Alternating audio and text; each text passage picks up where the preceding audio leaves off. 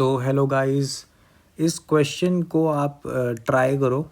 ठीक है, सवाल आसान है ये, लेकिन मेरे को इसके थ्रू आपको एक बहुत ही इंटरेस्टिंग चीज़ बतानी है, तो उससे आपको काफ़ी फ़ायदा होगा।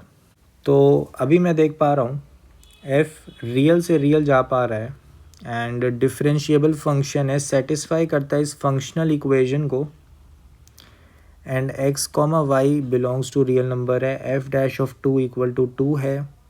f ऑफ x को ढूंढना है। क्लियर है?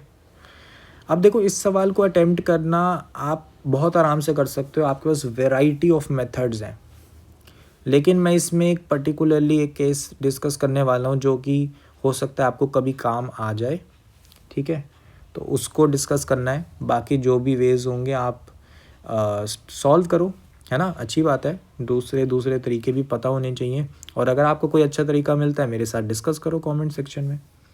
देखो, यहाँ पर मैं आपको सिखाने वाला हूँ जेनसेंस इक्वालिटी वाला केस। ठीक है, जेनसेंस की एक इनइक्वालिटी होती है, तो उसका इक्वालिटी वाला केस आपको समझाने जा रहा हूँ, वो भी जनरलाइज्ड। ठीक है, जनरलाइज्ड मेथड, तो समझते हैं उसको। उससे क्या होगा, ये सवाल ना बहुत ही बस देखते ही ख़त्म हो जाएगा। ठीक है, तो समझो, अगर कभी भी मेरे पास एक फंक्शनल इक्वेशन गिवन है, कैसे फॉर्म की, मैं यहाँ पे लिख देता हूँ जेनसेंस functional equation.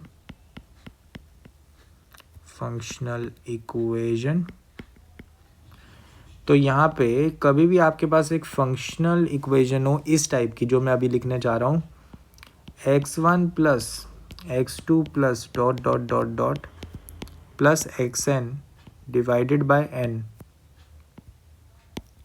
Equal to f of x1 plus f of x2 plus dot dot dot plus f of xn divided by n।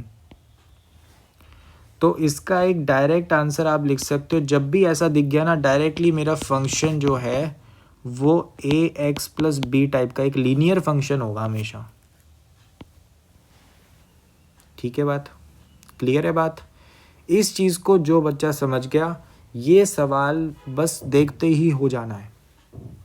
ठीक है, बात, ये चीज़ काम आ जाती है। अब जैसे ही आपने ये रिज़ल्ट याद कर लिया और समझ लिया कि क्या है ये, कैसे यूज़ करना है, तो समझो कैसे यूज़ करना है इस सवाल में। इस सवाल में तुम देख पा रहे हो कि मेरे पास 2 वेरिएबल गिवन है। ठीक है, और अगर मुझे इसके नीचे ये इस जैसी फॉर्म बनानी है, तो क्योंकि यहाँ पे 3 है, n3 है यहाँ पर, तो 3 वेरिएबल होने चाहिए ऊपर, है ना, पर यहाँ पे तो 2 हैं। तो मैं क्या कर सकता हूँ, +0 मान लूँ तीसरा वेरिएबल, 0 मेरा तीसरा वेरिएबल हो गया। क्लियर है? समझ आई बात? तो मुझे क्या प्रूफ करना है, मुझे प्रूफ क्या करना है कि देखो राइट हैंड साइड में क्या है, नीचे 3 है।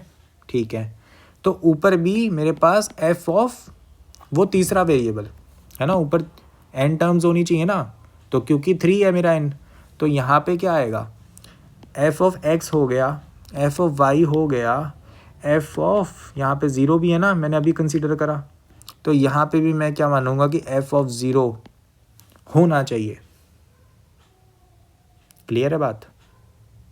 ठीक है, सो यहाँ पर मेरा टास्क क्या हुआ, मेरा टास्क हुआ कि भाई यहाँ पर f ऑफ 0 प्रूफ कर दूँ कि ये f ऑफ 0 के बराबर है, तो मेरे पास ये फंक्शनल इक्वेशन बन जाएगी, और फिर मैं इसको ऐसे रिप्रेजेंट करके सीधा आंसर कह सकता हूँ।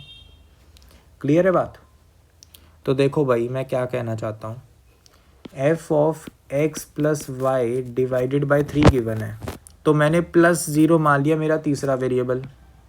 क्लियर है बात? Equal to f of x plus f of y divided by 3 है। अब मेरे को अगर ये जेनसेंस इक्वालिटी बनाना है या जेनसेंस फंक्शनल इक्वालिटी इक्वेशन बनानी है, तो मैं कह सकता हूँ कि यार ये जो 0 है ना, यहाँ पर +0 तो लिख सकता हूँ, इस 0 को मुझे प्रूफ करना है कि ये बराबर f ऑफ 0 है।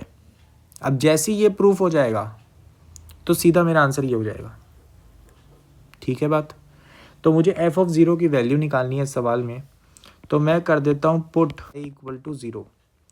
जैसे ही मैंने ये करा, left hand side F of 0, right hand side क्या बन गई 2 times F of 0 divided by 3। तो यहाँ पे मेरे पास क्या आ गया एफ ऑफ 0 इक्वल टू 0।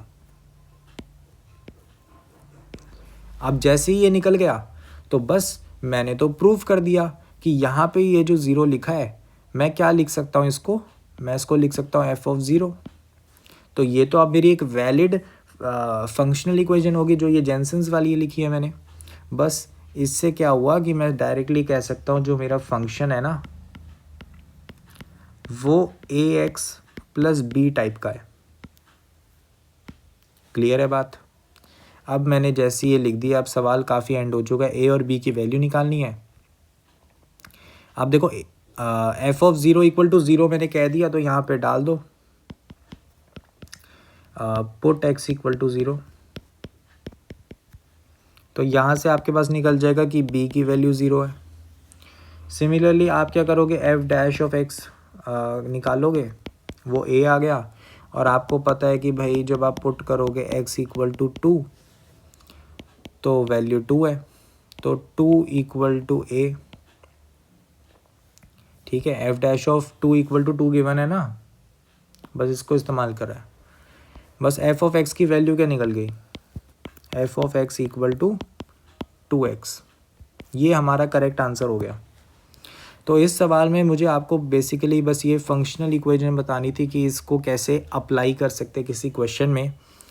ये फंक्शनल इक्वेशन ऑब्वियसली काफ़ी रिस्ट्रिक्टेड है, स्पेशल केसेस में काम आएगी जब भी आपके पास ऐसी जैसी कोई फॉर्म गिवन हो। ठीक है, बट ये एक इम्पॉर्टेंट फॉर्म है क्योंकि सवाल में आपको फंक्शनल इक्वेशन देखते ही पता लग गया कि आंसर ये है। ठीक है, और आप इसको डिफरेंट मेथड से भी ट्राई कर सकते हो इसको सॉल्व करने की, कि x को माइनस एक्स, y को माइनस एक्स डाल दिया या फिर समथिंग लाइक दैट। आप ट्राई करो इसको सॉल्व करने का कोई और मेथड से भी, but I think this is the best method to solve this question.